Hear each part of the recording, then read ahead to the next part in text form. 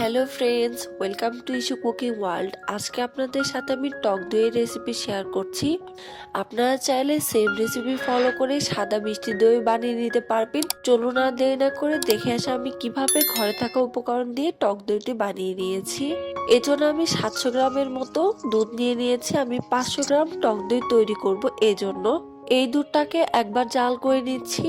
জাল করে নিয়ে যখন এরকম বলক উঠে যাবে তখন এর মধ্যে আমি দিয়ে দিচ্ছি 2 চামচ পরিমাণে চিনি। আপনারা যদি সাদা মিষ্টি দই বানাতে চান তাহলে চিনির পরিমাণটা আরেকটু বাড়িয়ে দিলেই কিন্তু সাদা মিষ্টি দই হয়ে যাবে। এই 2 চামচ চিনি দেওয়ার কারণে কিন্তু দইটা কিছুটা মিষ্টি হয়েছিল। চাইলে আপনারা চিনিটাকে বাদও দিয়ে নিতে পারেন। দুধটা কিছুটা ঘন হয়ে গেলে আমি চুলার জালটাকে বন্ধ করে দিচ্ছি।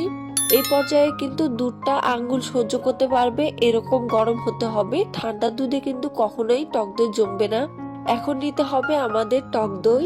আমাদের বাসায় টক দই আনা হয়েছিল, ওখান থেকে 1 চামচ পরিমাণের টক দই আমি নিয়ে নিলাম।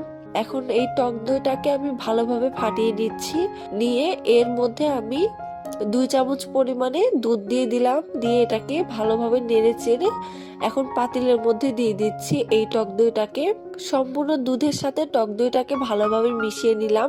এখন যে পাত্রে আমি টক দইটাকে সেট করে নিব সেই পাত্রে আমি বসিয়ে দিচ্ছি। অবশ্যই চেষ্টা করবেন দইটাকে গরম জায়গায় রেখে দিতে, তাহলে কিন্তু খুব তাড়াতাড়ি দইটা বসে যাবে। এখন এই বক্সটাকে আমি এরকম একটা হাঁড়ির মধ্যে দিয়ে দিলাম যেখানে গরম থাকবে।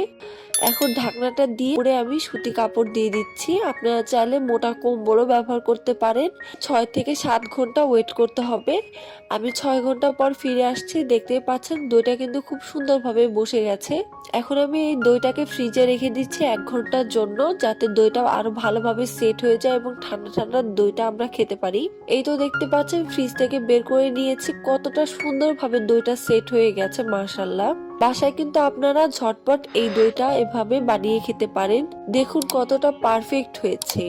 সামান্য 2টা উপকরণ দিয়ে যে এত সুন্দর দই তৈরি করা যায় সেটা এই রেসিপি না দেখলে বুঝতে পারবেন না। দইটা কিন্তু খেতে অসম্ভব মজা হয়েছিল। আপনারা যদি চিনির পরিমাণটা আরেকটু বাড়িয়ে দেন তাহলে কিন্তু সাদা মিষ্টি দই হয়ে যাবে। আর যদি চিনিটাকে ক্যারামেল করে এর মধ্যে দুধটা দিয়ে দেন, সেম রেসিপি ফলো করেন, তাহলে কিন্তু একদমই সুন্দর মিষ্টি দইয়ের কালার চলে আসবে। এরপরে ইনশাল্লাহ আমি একবার আপনাদের সাথে মিষ্টি দইয়ের রেসিপিটিও শেয়ার করে দিব। এই টক দইয়ে কিন্তু কোনো প্রকার লেবু বা ভিনেগার কিছু ইউজ করিনি, তারপরও খেতে মাশাআল্লাহ অনেক ভালো হয়েছিল। ছোট বড় সবাই কিন্তু এই টক দইটা খেতে অনেক পছন্দ করবে। বাসায় একবার হলেও ট্রাই করবেন। কেমন হয়েছে কমেন্ট বক্সে কমেন্ট করে জানাতে পারেন। আমার চ্যানেলে যারা নতুন রয়েছেন অবশ্যই কিন্তু চ্যানেলটিকে সাবস্ক্রাইব করে ইস্যু কুকিং ওয়ার্ল্ডের পাশে থাকতে পারেন।